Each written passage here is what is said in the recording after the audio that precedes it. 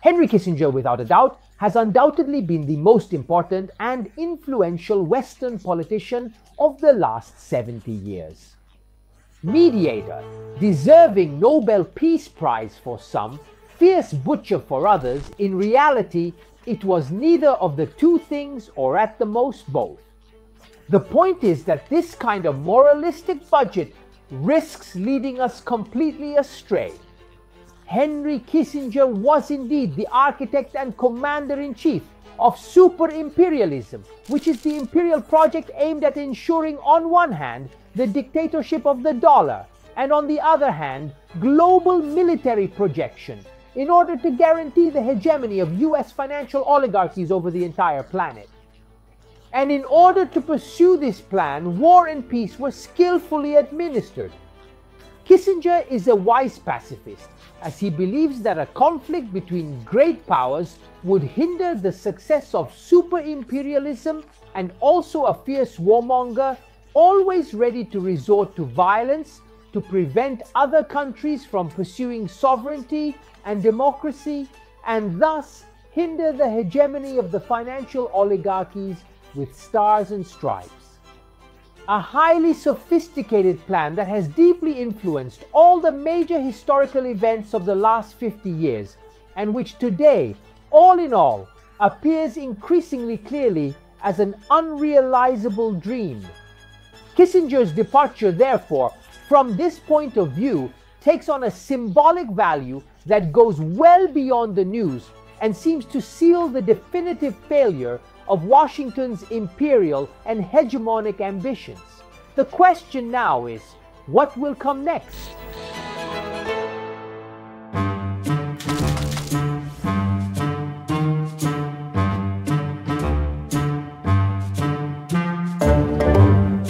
From Pinochet's coup in Chile to criminal missions in Laos, from handshakes with the bloodthirsty dictator Videla to prohibited weapons against Lina, but also negotiations against nuclear proliferation, the end of the conflict in Vietnam, the opening to Mao's China first, and then to Deng, and even the criticism of the racist regime of the white supremacist minority in Rhodesia, which even earned him the accusation of being a communist sympathizer.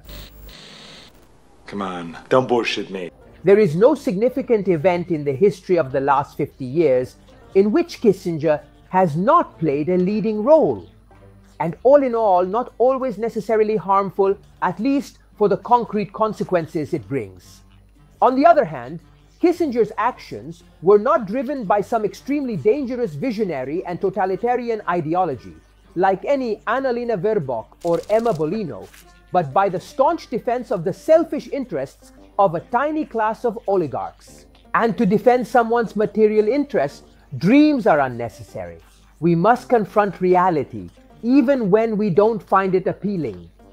Kissinger's realism has often been defined by anal liberaloid journalism as Machiavellian. Nothing could be further from the truth. If the Florentine political scientist, in fact, had dedicated his whole life to identifying the concrete tools of government that allowed the prince to curb the ambitions of the oligarchies, Kissinger's unscrupulous pragmatism had exactly the opposite goal: to transform the entire planet into a hunting reserve available to the oligarchies themselves, the only truly transnational class that, in his opinion, would be able to ensure, even in the midst of a myriad of subterfuges, stability and well-being. On the other hand, he owed him everything. Born in Germany into a small bourgeois Jewish family, after working in a counterintelligence organization during the war against Nazi fascism, Kissinger quickly joins the network of think tanks associated with Harvard University. In 1955, he will meet Nelson Rockefeller, the third child of billionaire John D. Rockefeller Jr., a prominent representative of the Republican Party who will become his main sponsor, marking a significant turning point in his career. However, he will have to wait an additional 14 years for the big leap. It is the year 1969. The USA is being crossed by oceanic protests against the war in Vietnam, and Richard Nixon is elected to the White House. On Rockefeller's recommendation, he agrees to meet the inexperienced Kissinger, and it's love at first sight. A few hours of chatting, and here comes the offer of a lifetime. Nixon asks Kissinger to become his assistant for national security. As Caroline Eisenberg of the University of Ostra recalls in a long interview with Jacobin, when Kissinger is appointed, he actually has no real political experience and has no idea how the administrative machinery actually works. But, as the French say, let the head be bothered. On the contrary, he immediately decides to do things his own way. When establishing the Office for National Security, Heisenberg mentions that he will closely focus on maximizing his personal power and ensuring that all cabinet officials and the remaining staff, in order to reach the president, must necessarily go through him. And this, continues Heisenberg, will allow him to influence politics to a disproportionate extent compared to his official role, a power that Kissinger will immediately put at the service of a specific class. Kissinger era, explains Heisenberg, the terminal, politics of the high society figures of the East Coast who were centered around Harvard and Wall Street, starting from the Rockefellers, the oligarchies that Kissinger and Nixon owe. However, they are not exactly sailing with good attitudes. The gross domestic product share that, it ends up in their pockets, having touched the peak of 50% between them. War, it is increasingly falling towards the quota with each passing day.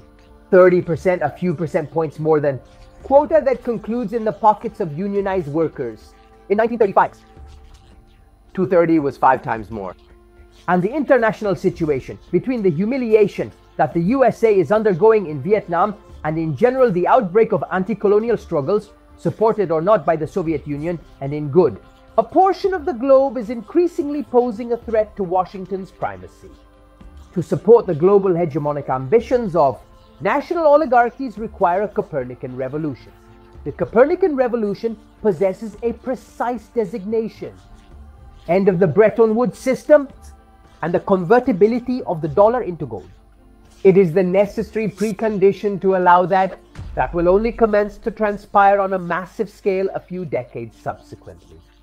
When to escape the relative growth of workers' power in their own home? Yes, he will start outsourcing left and right, throughout the planet, but precisely thanks to the dollar, now detached from gold and increasingly a global reserve currency, succeeding. Yet, to maintain firm control is crucial of the economy, thanks to the concentration of the majority, global wealth in the hands of a very small financial oligarchy, which is precisely what Michael Hudson defines as super-imperialism. To carry out this plan, Nixon and Kissinger is in need of two things. On one hand, maintaining a certain level of overall peace that permits for capital and to the commercial flows to go on, and back to the planet without taking any specific risks and thus avoiding everything. The ways of escalating the conflict between great powers. On the other hand, avoid the various countries. They travel around the world to benefit from the ongoing struggles wave. Anti-colonialists to emancipate themselves even from the more economic than military neocolonialism of the USA, and to convert itself from the republic of heterodirect bananas and become vulnerable to the raids of US capital, ultimately transforming into real sovereign states. And here is the overall grand scheme. What holds the two souls? Old Kissinger, pacifist with the great ones, powerful and ruthless warmonger with non-aligned countries. And here, the examples literally abound. Starting from that, which Americans have always considered Latin America, which was in full turmoil, as their backyard. Less than 10 years before the Kennedy administration, in order to prevent the example of the Cuban Patriotic Revolution from spreading throughout the entire continent, it had initiated a plan for cooperation, development, and economic integration known as the Alliance for Progress. Like its proponent, it endured like a cat on the highway. The few steps forward he had initiated, instead of providing reassurance to the local elite and landowners, they had put them on a war footing. And so it is already in '64. The military coup arrives in Brazil, fully supported by the USA, who had these little vices prior to Kissinger's arrival. In response, facing the resounding failure of the Alliance for Progress, Prior to Kissinger's arrival, the movements of America reacted. Latina had become politically radicalized. Aldo Marchesi, University of the Republic, Uruguay. A meeting of Latin American foreign ministers in the year 1969 will publish the famous Viña del Mar Consensus, which accused world powers of perpetuating underdevelopment in the region. But a further radicalization, continues Marchesi, will occur with the rise in 1973 of the left-wing Peronist Héctor José Cámpora to the presidency of Argentina, which will increase the prospect of a Lima-Santiago-Buenos Aires-Havana axis as an alternative to American hegemony in the region. The military regimes of Bolivia and Peru, still in power, will move away from American influence, starting to propose a program of social transformation linked to the nationalization of natural resources and agrarian transformation. And in Chile, the left-wing coalition, which sought socialism through peaceful and legal methods, will inspire similar coalitions in neighboring countries such as the Broad Front of Uruguay. The reaction of the local elite, supported by Washington, will be extremely violent. The first piece to fall was Bolivia, where Hugo Banzer Suarez puts an end to the brief attempt of a patriotic coup led by socialist leader Juan José Torres. Then in June '73, it was Uruguay's turn, where against the insurrection of the Tupamaros, President Juan María Bordaberry carried out a sort of self-coup that inaugurated a military dictatorship that lasted until 1985. Shortly after, Chile experienced Salvador Allende's overthrow by the military coup of Pinochet, backed by the USA and Kissinger, leading to a brutal dictatorship. This regime not only repressed progressive factions of Chilean society through violence, but also turned Chile into a testing ground for neoliberal policy, resulting in widespread poverty among the working class and ordinary citizens. And finally, in 1976, here comes the time of Videla's military junta in Argentina, which, just to leave no room for ambiguity, will give the keys of the country's economic policy to José Alfredo Martínez de Hoz, a Taliban of ultra-liberalism and personal friend of David Rockefeller, younger brother of Nelson, the official sponsor of Henry Kissinger. Several months later, while global indignation was growing against the brutalities of the Chilean and Argentine regimes, Kissinger sought to secure the sympathy of the public during his tour of the continent. He emphasized that his administration fully supported the so-called war of civilization being waged by these fascist regimes against the local longhairs. It was worth it. Unlike in Indochina, in Latin America, these friendly companions of adventure had assured Kissinger of successfully completing his strategy. The risk of having sovereign states in the backyard was avoided, and the neoliberal agenda of dictatorships consolidated and strengthened the total control of US financial oligarchies over the local economy. A slightly different script, but with a similar moral, is the one that occurred a few years later further north in Central America. There had also been a long wave of popular uprisings here. In 1979, the Sandinista National Liberation Front in Nicaragua put an end to the Washington-backed dictatorship of Somoza.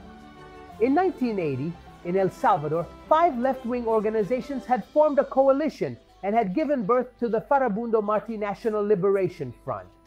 And in 1982, in Guatemala, 4 guerrilla organizations had given life to the Guatemalan National Revolutionary Unity. At the White House then, there was Regal, who ironically had constructed a large part of his rise within the GOP first and then to the presidency. Criticizing from the right, Henry Kissinger accused of being too lenient with communist regimes. The reaction to the rise of liberation movements, the ferocity of the local elites in Central America was supported by the USA without any hesitation, but the results were not exactly exciting. The Sandinista Front remembers Hillary Goodfriend of the University of California, still in power despite the North American support for a secret war largely conducted by Honduras, which was invaded by US armed forces to the point of being renamed USS Honduras. Meanwhile, continues Goodfriend, the Guatemalan state was waging a genocidal war against rural indigenous communities, and the Salvadoran army and the death squads associated with it were drawing international condemnation for their blatant disregard for civilian life. When Ideon wrote in 1982 that American involvement in El Salvador appeared to be founded on self-suggestion, a dreamlike piece intended to conceal any intelligence that could disrupt the dreamer's state. In simple terms, the situation was completely slipping out of his control. A turning point was necessary, and so Reagan makes a call. Serving as the chair of the Bipartisan National Commission for the Central America is exactly the old Henry, who essentially revives the idea that John F. Kennedy had pursued for Latin America in the past. To definitively defeat guerrilla warfare, it is necessary to give a good amount of money to the current governments so that they can satisfy the primary needs of the populations with clientelistic logic and weaken the social base of the guerrilla, while repressing what little remains of it. Kissinger manages to secure a staggering $8 billion in aid, in addition to an extra $400 million in military aid. It is an obligatory mandate for socialism, funded by taxpayers in the United States, thundered the ultra-reactionary Senator Jesse Helms. In fact, it was an excellent investment that once again favored the dominance of the US oligarchies over the continent. First phase, repression. UN confirmed 40,000 deaths in Nicaragua, 75,000 in El Salvador, 200,000 in Guatemala in '93, per UN certification. And then, right after, the time for business also came. In exchange for aid, the USA will impose on the puppet governments of the region the usual long series of tearful and bloody recipes of the classic neoliberal cuisine, creating investment opportunities for the oligarchies that Kissinger had always intended to serve. In the meantime, though, throughout all these years, Kissinger has consistently worked to lessen direct conflict between major powers. The plan was clear and decidedly insidious. Instead of defeating socialism with weapons, we will defeat it with money. The concept, which would still impact US foreign policy for years, was that if we can impose neoliberal reforms in exchange for a large amount of investments, these countries will gradually lose their sovereignty to capital holders. Eventually, they will become small pieces of the map dominated by financial oligarchies. This process is part of the unipolar world led by the USA, which is being established through neoliberal globalization in a relatively gentle manner. A mission that Kissinger pursued not just as a politician, but also as a businessman. In the year 1982, he established Kissinger Associates, a consulting firm in the city of New York.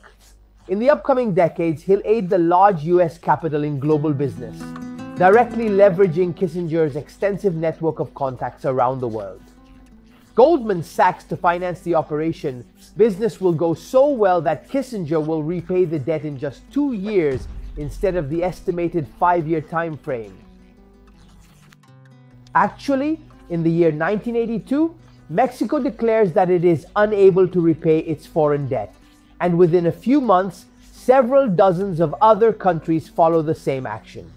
At this point, the International Monetary Fund comes into play, offering to help countries restructure their debt in exchange for the usual tears and blood reforms and a wave of privatization. For Kissinger Associates clients, a real mess. With hindsight, however, today we can say that Kissinger's grand strategy and the dream of super-imperialism will have made a lot of money for a small group of friends, but in the end, they failed.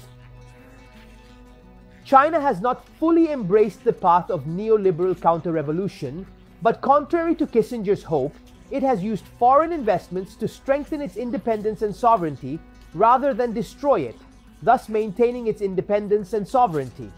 But what we are seeing in recent years is exactly that. Despite the temptations of the US capital, more and more countries in the global south look to the Chinese trajectory as the model to be inspired by to trigger economic growth even in their own countries. Additionally, what we are aware of is that this result was not at all apparent. In her book, How China Escaped Shock Therapy, Isabella Weber skillfully described how China has consistently faced the risk of emulating Russia, specifically referring to the infamous sellout Helsin and the potential consequences of such a decision, including self-destruction and a transformative shift that would have made China dependent on financial capital from the United States. In relation to all those Chinese officials who, far from the limelight, have fought day after day to prevent this from happening, we are all indebted, and perhaps, albeit in a different way, we are also indebted to those American politicians and officials who, after Kissinger, have abandoned pragmatic surrealism, have shamelessly pursued the unattainable dream of US supremacy based on brute force, and in doing so have helped the Chinese first and today the rest of the global South to open their eyes and not succumb to the temptations of the stars and stripes oligarchs. Not all hands come to harm. The German philosopher Wilhelm Wundt calls it heterogenesis of ends. You set a goal, but since you don't understand shit, you trigger a completely different effect. It frequently occurs to us, to those individuals who endeavor to be on the correct side of history.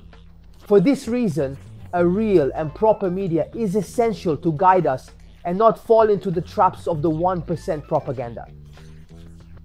Assist us in constructing it. Participate in the OTTOLINATV subscription drive on GoFundMe and PayPal. And individuals who do not comply are George W. Bush. OTTOLINATV, comunque vada, sarà successo.